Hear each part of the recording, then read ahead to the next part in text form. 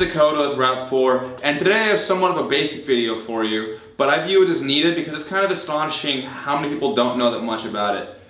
I'm talking about your remote line for any of your markers. So I'm going to go ahead and go into the basics, such as installing the tank to the on-off switch, and how to remove and properly install the female end to your marker. I'm also going to go into more complex things such as maintenance that people who are veterans of remote lines might not even know that much about. So let's go ahead and dive into it. Alright, so as I said, we're going to start the most basic as possible. Now you'll notice that I have a standard MKP2 with standard tank threads.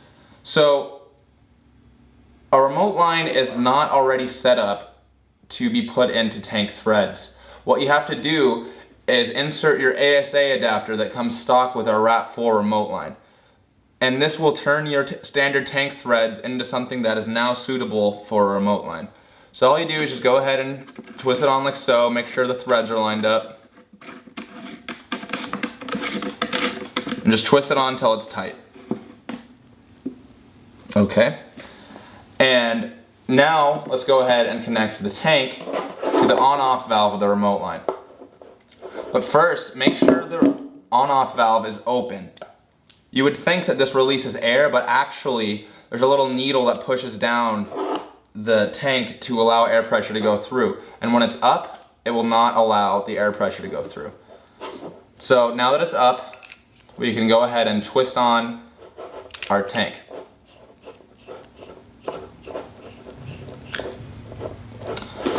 Go ahead and insert the female end of the remote line onto the male end that we've now put with the ASA adapter on there.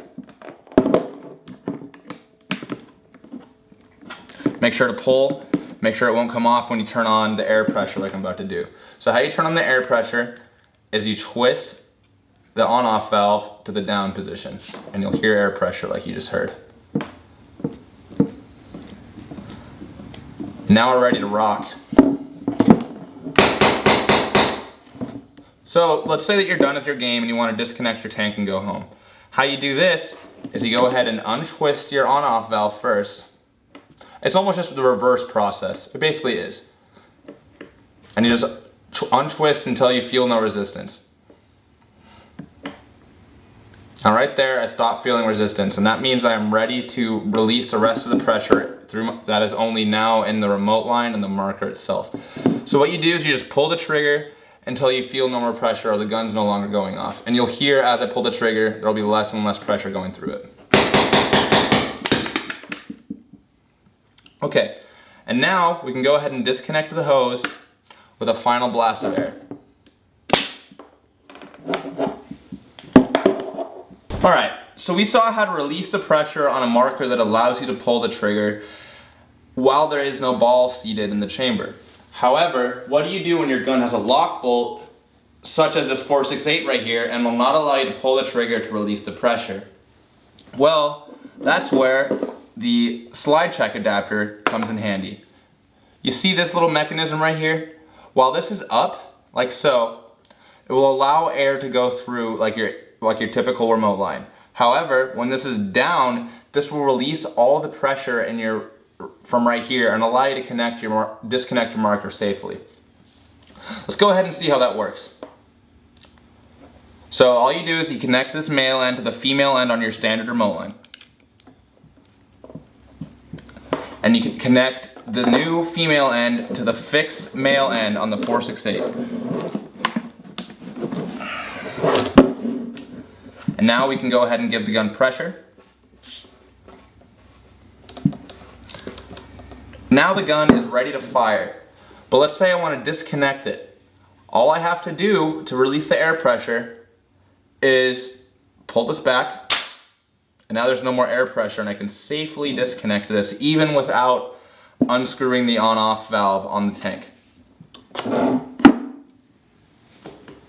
Another pretty awesome thing about the slide check adapter, as opposed to having a remote line that only has your slide check as opposed to having this as well, is the fact that if your slide check adapter goes bad, like you get dirt or muck in here and it stops working, you can simply just disconnect it and go back to using your standard remote line.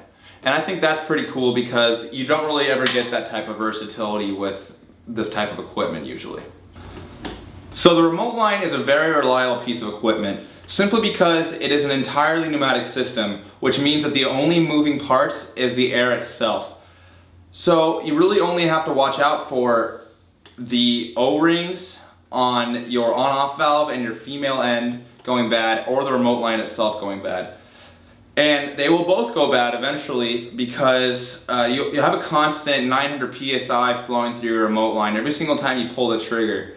And although the line itself is rated for 3000 psi, 900 will still wear it out eventually, and you will have to replace your remote line entirely. However, let's go into replacing the O-rings. So how you slow down your O-ring degradation is you either switch to compressed air, because CO2 will degrade your O-rings faster because it's a much colder substance, or you be sure to lubricate your O-rings as often as possible.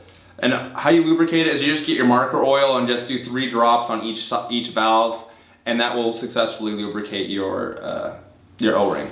And how you replace the O-ring is, once you've noticed that it's gotten brittle and it's broken or weak now, you can go ahead and pry it out with a flathead and take it to your local hardware store. You can even bring along your remote line for just to have them show you what the proper size is, and just show it to them, and they'll be sure to get you the right size, and you can even test it inside while you're there. And yeah, it's just a very easy thing to replace, and you'll probably have to replace the O-rings a lot before the remote line itself goes bad. The only thing about the remote line that I believe not to be too user-friendly is disconnecting the tank from your back if you have it on your back and your vest. Just because you can't really fully feel if you have your on-off valve fully turned off unless you have somebody helping you out. And that's why I prefer to have my tank on my battle belt like so, because just like that, I've made it completely user-friendly and I can very easily see the on-off valve from here.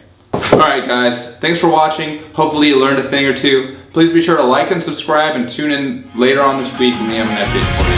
Thank you.